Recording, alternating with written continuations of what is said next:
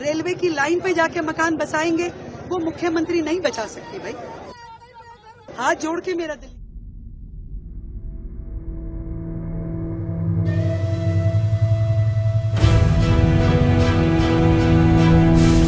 देखिए, ये जो लोग एक दुष्प्रचार करना चाहते हैं, राजनीतिक रोटियां सेकना चाहते हैं, उनको शहर चलाना कभी उन्होंने सोचा ही नहीं। उनका ध्येय चुनाव लड़ना, चुनाव जीतना ध्येय था।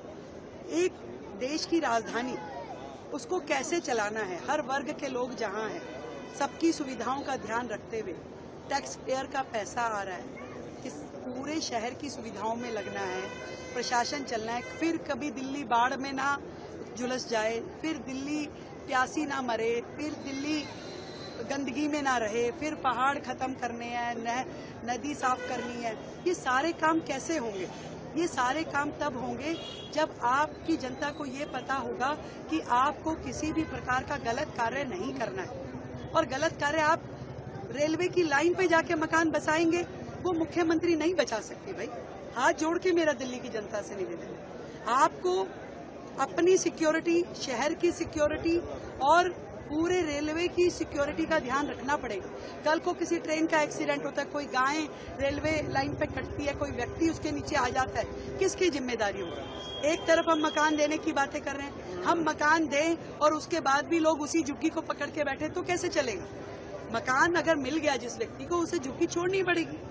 तो इसलिए मुझे लगता है कि दिल्ली को एक रिवाइवल की जरूरत है और इस दिशा में हम बॉम्बे का धारावी का जो प्रोजेक्ट है उसको भी स्टडी कर रहे हैं कि दिल्ली के सभी झुग्गी क्लस्टर, जो 675 झुग्गी क्लस्टर है, सभी हमारे जो लोहार, गड़ियार, बंजारा समाज के लोग हैं जो यहाँ वहाँ छोटी छोटी झुग्गी बना के रह रहे हैं, इन सब के रीडेवलपमेंट की प्लानिंग हमें करनी है और उसको बड़े प्लान तरीके से किया जाएगा। ये नहीं हो सकता कि सरकार मकान भी देती रहे और लोग जगह भी खाली ना करें। इसलिए झुग्गी वासियों को भी कमिटमेंट करनी पड़ेगी, सरकार को पूरे एफर्ट करने पड़ेंगे और उतना फंड जनरेशन भी आपकी सरकार के पास होना चाहिए कि आप सभी योजनाओं को दुरुस्त रूप में चला सकें। तो मैं केवल आज इतना कह सकती हूँ, किसी भी झुग्गी वासी जो यहाँ का परमानेंट निवासी है, सालों से यहाँ रह रहा है, उसके साथ अन्याय हम नहीं होने देंगे।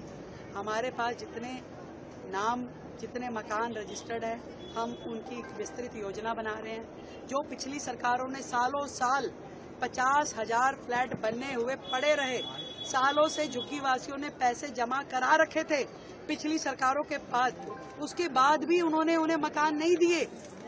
आज हम उन मकानों को दोबारा से खड़ा करने के लिए हजारों करोड़ रुपए खर्च करने की योजना बना रहे हैं कि उन फ्लैटों को ठीक करें, उनको दें, उनको सपुर्द करें उन झुग्गी वासियों को।